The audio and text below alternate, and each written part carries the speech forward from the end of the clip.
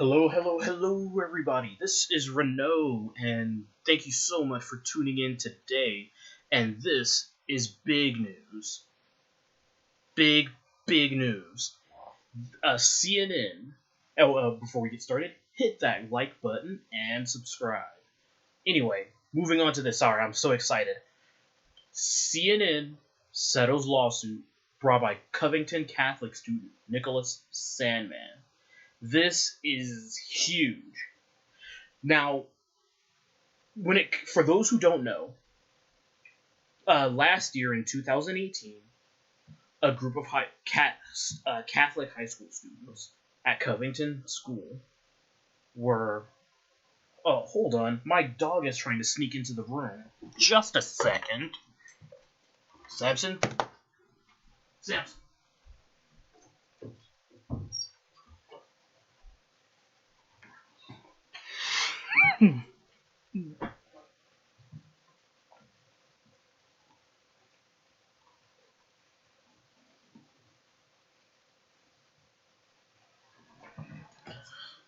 Sorry about that. So, the dog Samson was trying to sneak into the room. That's what happens if I don't close the door all the way, which just happened because I was so excited to get started on this story. But, he wants to get into this garbage. There's barbecue sauce in there, and I bet he can smell it. So anyway, where was I? Well, yeah, for those of you who don't know, last year in 2018, a group of Catholic students were at a rally, and almost all of them were wearing MAGA hats, etc., etc. And so, right near them, there were several protests happening. One by the Black Israelites, and another by a Native American man named, well, he's not important, but a Native American man. And so, while they were just getting their pictures taken, the Black Israelites were issuing racist slurs at them, to these high school students and children. But then the Native American individual, whose name I'm just going to hurry up and grab here, but Native American man. Oh, Native man. Even the news article doesn't name them a guy. But anyway, we'll just call him Native American man, since that's how he's referred to in the news story. But anyway, while they were getting their pictures taken and minding their own business, an elderly Native American man approached them and started, banging a musical drum to the theme of a tune or a music or whatever. He got closer and closer and closer. And then there's no other way to say it, he got in the face of this one student, Nicholas Sandmann. And Nicholas Sandmann and the rest of the students were just stood still, being respectful, not saying anything. They were trying to get their pictures taken. All of that was interrupted by the Black Israelites and then this Native American man who was banging a drum, especially in the face of this person. He's banging the drums right in this guy's face, and he just stood there. And so when this was reported to the media used an out-of-context clip to make it seem like him, especially, because they did a lot of close-ups on his face. And they used an out-of-context clip of like a 2-hour-long video to try and say that the MAGA hat students were harassing this poor, helpless Native American man. But then there's a 2-hour clip, or more like a 2-hour video, of the entire event that the media had access to, that they deliberately, in my opinion, and willfully took out of context to try and demonize these children. And yes, they are children, because almost all of them were under 18. So the media launched a harassment and attack brigade against children. So because of this, so many of the mainstream media ran with that story. These MAGA hat children were attacking this Native American, and they were harassing him. Oh, what a world we live in, where these MAGA hat kids are attacking poor, helpless, and defenseless Native American men.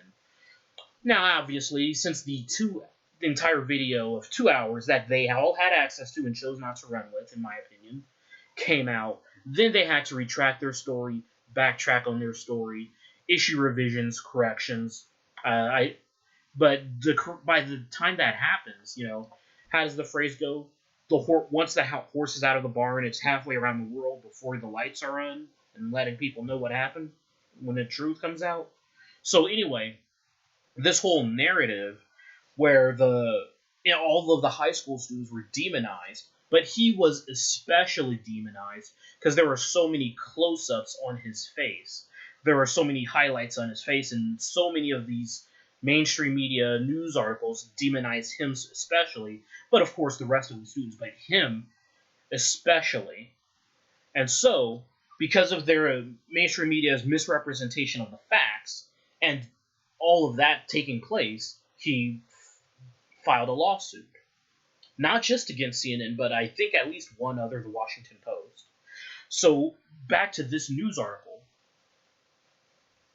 CNN brought the full force of its corporate power, influence, and wealth on this child by falsely attacking, vilifying, and bullying him, despite the fact that he was a minor child. So this lawsuit was filed in March. Sandmann and his family still have lawsuits pending against NBC Universal and especially the Washington Post over their coverage of the incident. The Sandmann sought a combined $800 million in damages from CNN, the Post, and NBC Universal. Let's see, this is a woman's voice, so this case will be tried not 1 minute earlier or later than when it is ready, Sandmann's attorney, Lynn Wood, said of the remaining lawsuits. I'm assuming Lynn is a female's name, but Lynn can also be a man's name.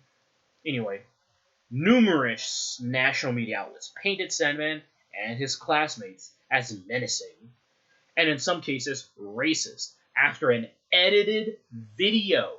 The video was edited. Emerged of Sandmann smiling inches away from the face of Nathan Phillips. That's the name of the guy. Nathan Phillips and elderly Nymph while attending the March for Life on the National Mall. A more complete video of the encounter, which emerged later, showed that Phillips had approached the Covington students and began drumming in their faces, prompting them to respond with school chants. Again, Phillips approached them. He approached them. Anyway, the lawsuit filed by Sandmann's attorneys in the Eastern District of Kentucky identified 53 statements, including in CNN's coverage of the incident, as defamatory. One such statement, included in a CNN opinion piece, accused the students of acting with, quote, racist disrespect towards Phillips. Meanwhile, Bakari Sellers, a CNN contributor, publicly mused about assaulting a 16-year-old Sandmann, while HBO host Bill Maher called him a little prick. So, yeah, there's a Bill Maher trying to be a wannabe edgelord. I don't know how much of that is an act versus how much of it is real anymore. Sometimes Bill Maher says things that are completely and totally inconsistent, like, oh yeah, he's a little prick. Again, he's under 18, he's a child, he's a minor. CNN filed a ground for motion to dismiss. They further held that they could not be held liable for uncorroborated claims that Sandmann and his classmates chanted "Build the Wall." Well, if it's uncorroborated, I mean, come on. Anyway, it is not defamatory to say the students expressed support for president or that he echoed a signature slogan for a major political party, CNN stated in their motion to dismiss. But yeah, the entire mainstream media was a piece of garbage. An investigation found by an outside firm contacted by the Diocese of Covington found no evidence that the student performed a "Build the Wall" chant, and further found that Phillips' account of the incident contained some inconsistencies, but that's not correct. I remember some of the stories that he was going around. Nathan Phillips is a habitual liar, and he's a wannabe activist. And when I say habitual, I mean This is an opinion that he was engaging in stolen valor by claiming that he was a veteran of some kind when he is not, or making statements about his military service that were demonstrably false.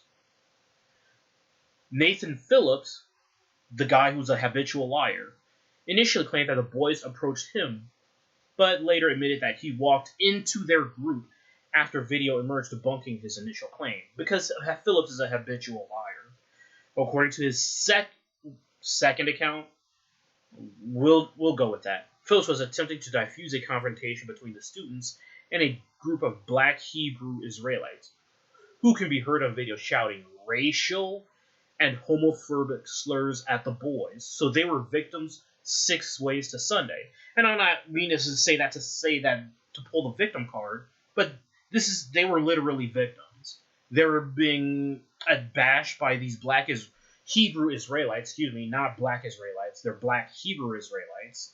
They were attacked by this Nathan Phillips, who is a habitual liar, and then they got, and then CNN brought their full power to bear upon them. And CNN is a glorified blogger sphere and is not a news organization.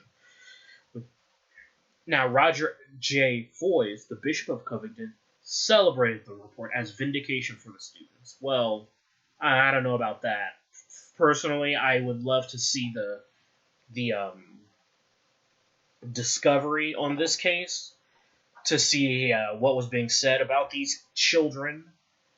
But anyway, here's what he says further.